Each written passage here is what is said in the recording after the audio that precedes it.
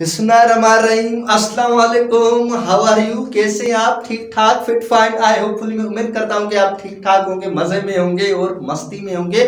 हर साल की तरह मैं गेस्ट पेपर निकालता हूं, लेकिन इस साल गेस्ट पेपर निकाला है और उसके साथ जो मतलब रमजान ऑफर आप समझे, क्योंकि अल्लाह ताला की तरफ से ये बाबरकत महीना भी है।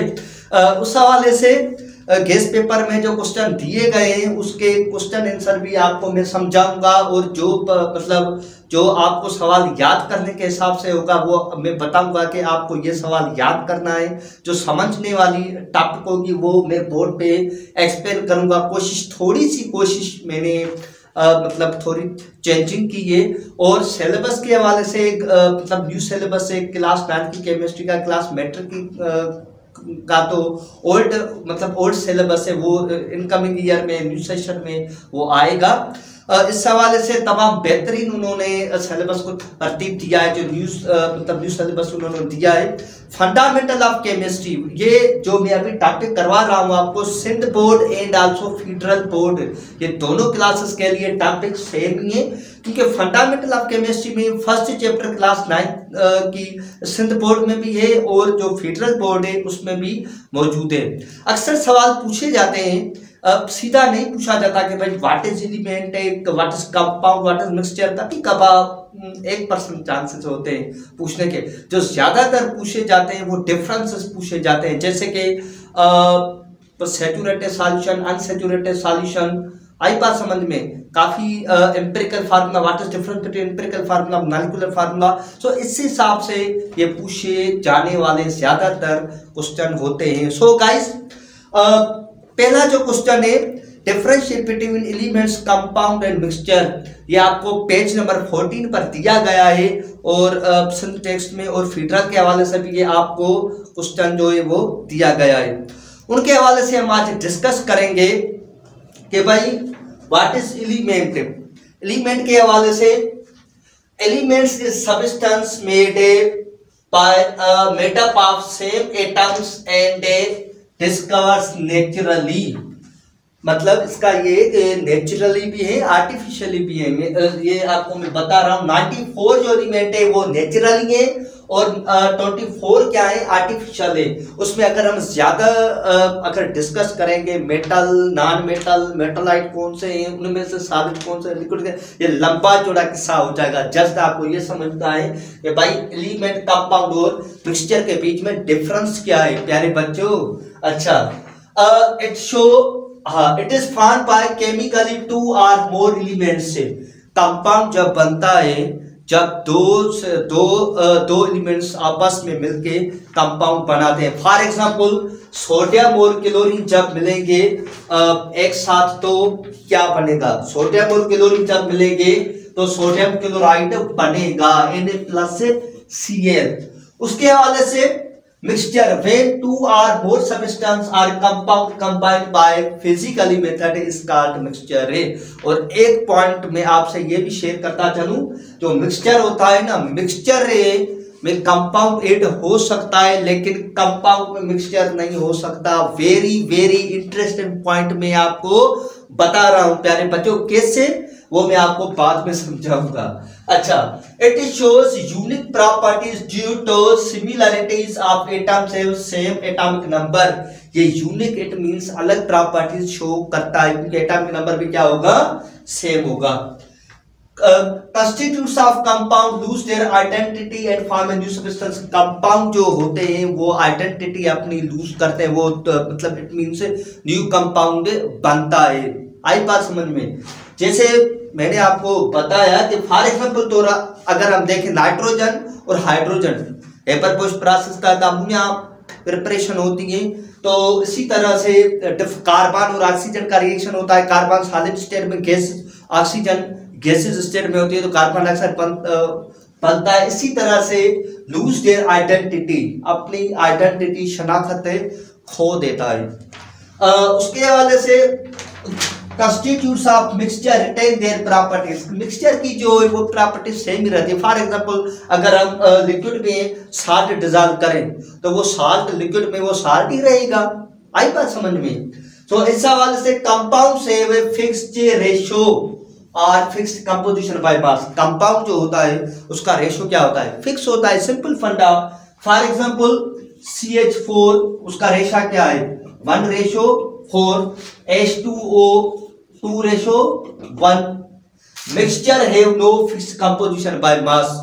मिक्सचर की कोई भी कंपोजिशन फिक्स नहीं होती भाई।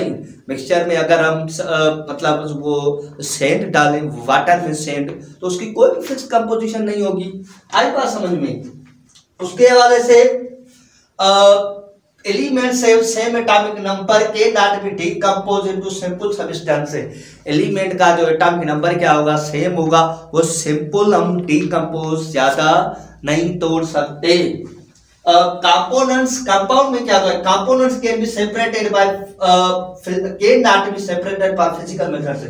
कंपोनेंट्स जो कंपाउंड के होते हैं ना वो सेपरेट नहीं होते, अगर होंगे भी सेपरेट तो वो और प्रोसेस होगा, क्या होगा, electrochemical process can be separated by chemical process और इलेक्ट्रोकेमिकल रिएक्शन। जैसे आपने पढ़ा होगा इलेक्ट्रोकेमिस्ट्री के चैप्टर में पढ़ा होगा, क्योंकि अभी ये साल वाइंड अप पे लास्ट मतलब सिलेबस कंप्लीट हो चुके हैं। इलेक्ट्रोलाइसिस ऑफ एल्यूमिना आपने पढ़ा होगा, काफी रिफाइनिंग ऑफ कॉपर, मतलब डिफरेंट वे से हम कंपाउंड में से एलिमेंट सेपरेट कर सकते हैं। और उसके अलावा it comes the components can be separated by physical method से।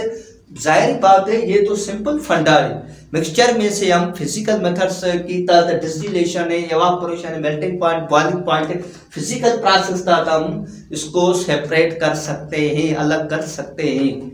आई बात समझ में प्यारे बच्चों। उसके अलावा it represented by symbol.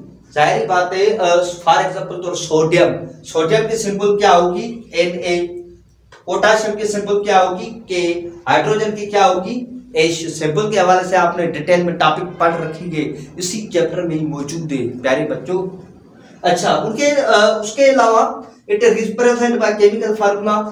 Chemical formula जाहिर बात है ये जो कंपाउंड होते हैं उसका केमिकल फार्मूला होता है। फॉर एग्जांपल तो साल्ट है, साल्ट का क्या है NaCl, सल्फ्यूरिक एसिड है H2SO4, नाइट्रिक एसिड है HNO3। सो भाई डिफरेंट केमिकल फार्मूला कंपाउंड्स के पाए जाते हैं, होते हैं। मिक्सचर है, इट कंसिस्ट ऑफ 2 और more component, it does not show any chemical formula. Mixture का तो कोई भी केमिकल फार्मूला नहीं होता। आई बात समझ में, वो तो आपको पता है। अभी रमजान चल रहा है, आप घर में मिक्सचर मतलब बनाते होंगे, वाटर में शुगर ऐड करके रूह अफ़ज़ा भी डाल के, मतलब इफ्तारी के वक्त आप पी रहे होंगे मजे से। आई बात समझ में। उसके अलावा एलिमेंट्स आर होमोजेनस। वो क्या होते हैं, होमोजेनस होता है, हेट्रोजेनस क्योंकि वो एलिमेंट क्या होता है प्योरेस्ट फॉर्म में मौजूद होता है प्यारे बच्चों। वो मैं आपको बाद में समझाता हूँ। कंपाउंड्स है होमोजेनस, कंपाउंड्स भी क्या होते हैं होमोजेनस होते हैं, बट मिक्सचर जो होता है, मिक्सचर है homogeneous as well as a heterogeneous composition. Homo means same, आई बात समझ, इट मींस यूनिफॉर्म कंपोजिशन हो जिसकी, और हेट्रो मींस डिफरेंट जिसकी नॉन यूनिफॉर्म कंपोजिशन मौजूद हो। उसके अलावा atomic number increase, melting point increase. जाहिर बात है एटॉमिक नंबर जब इंक्रीज होगा तो मेल्टिंग पॉइंट भी क्या होगी, इंक्रीज होगी प्यारे बच्चों। कंपाउंड से शार्प, शार्प का मतलब क्या होता है भाई, शार्प का मतलब ये होता है उसकी फिक्स्ड मेल्टिंग पॉइंट होती है। फॉर एग्जांपल तो वाटर की बॉइलिंग पॉइंट क्या है 100 है, NaCl है उसकी क्या है मेल्टिंग पॉइंट 801। तो इस हवाले से जो कंपाउंड होते हैं उसकी मेल्टिंग पॉइंट बॉइलिंग पॉइंट क्या होती है, फिक्स होती है, वो चेंज शार्प फिक्स होती है, वो चेंज नहीं होगी। लेकिन mixture do not have any sharp and fix melting point. For example तो आपको मैं समझा दूं, अगर वाटर में, ये वाटर है, अगर इसमें हम 5 ग्राम साल्ट ऐड कर रहे हैं तो हीट देनी पड़ेगी ज्यादा।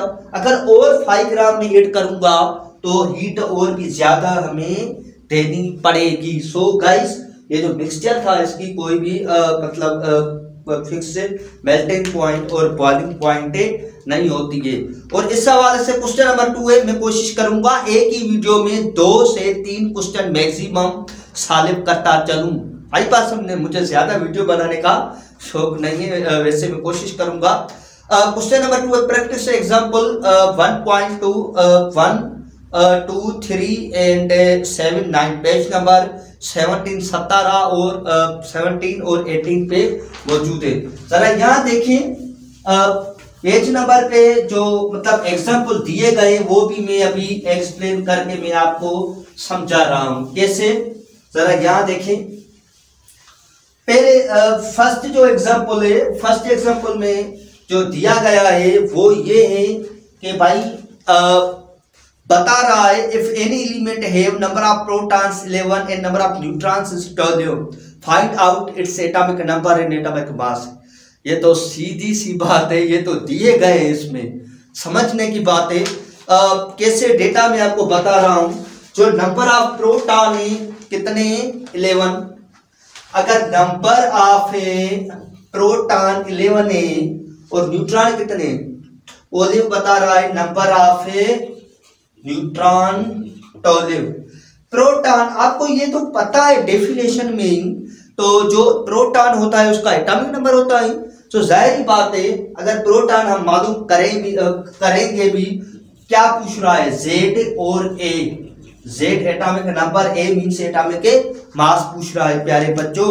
इस हवाले से हम अगर देखें जरा, यहाँ Z मालूम करना है तो Z बराबर क्या होगा, तो पहले आप देखें जरा यहाँ एटॉमिक मास में A बराबर इट मींस Z प्लस क्या होगा N। Z means number of proton कितने 11, N नंबर ऑफ न्यूट्रॉन 11 और 12 क्या होगी 23। एटॉमिक मास क्या होगा 23 होगा, ये लिखा हुआ है। और उसके अलावा ये कह रहा है कि Z एटॉमिक नंबर, भाई जाहिर बात है हम एटॉमिक नंबर को Z ही कंसीडर करते हैं, जो Z होगा वो उसका एटॉमिक नंबर होगा। और दूसरा एग्जांपल दे रखा है, how many number of proton neutrons are in an atom, हमके A atomic mass 40 and Z atomic number 20 होगा। ये भी सिंपल फंडा है। किसे जरा यहाँ देखें, अगर इसने दे रखा है कहाँ गया ये, एक्चुअली इमरजेंसी में ये उठाना पड़ा मुझे डस्टर मतलब नहीं था, इस वजह से।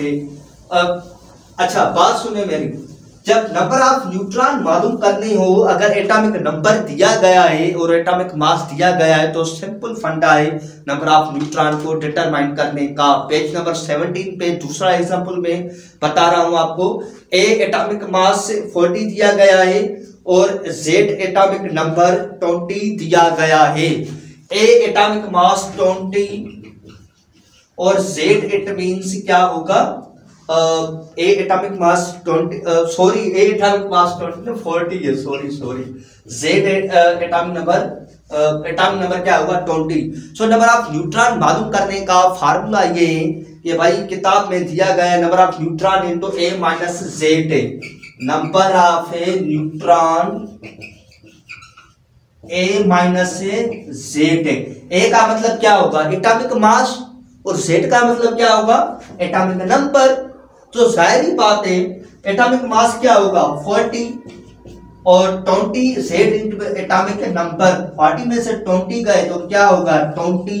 इसका मतलब ये हुआ कि नंबर ऑफ न्यूट्रॉन क्या होंगे 20 होंगे। सो दूसरा एग्जांपल ये दिया गया है कि नंबर ऑफ न्यूट्रॉन कितने हैं।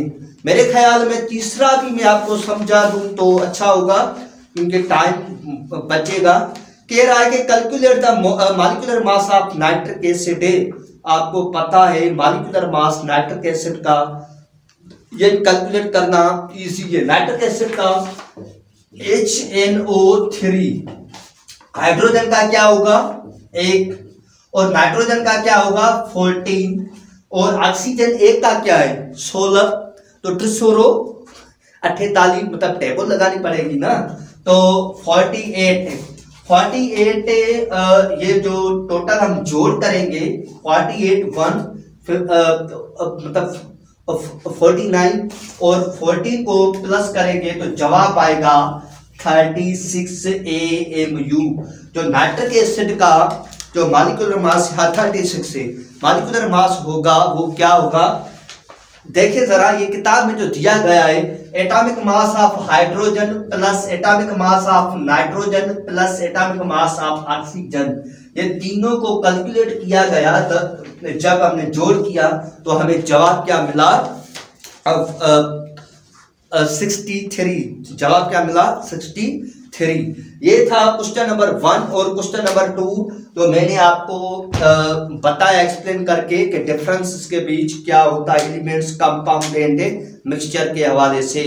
सो अब हम डिफरेंस करेंगे एटम और आयन, और difference between molecule and molecular ion, ये रेडिकल, इनके बारे में हम डिस्कस करेंगे। सो अगर कोई डिफिकल्टी हो, अगर कोई क्वेश्चन हो तो कमेंट बॉक्स में मुझसे पूछ सकते हैं, क्योंकि मेरा कहना यही होता है कि स्टडी कंप्लीट तब होती है जब इंसान मतलब क्वेश्चन करता है। क्वेश्चन करने से मतलब मुझे इरिटेट नहीं होता कि बच्चा क्वेश्चन क्यों कराए, अगर पूछेगा तो टीचर से ही पूछेगा, जाहिर बात है।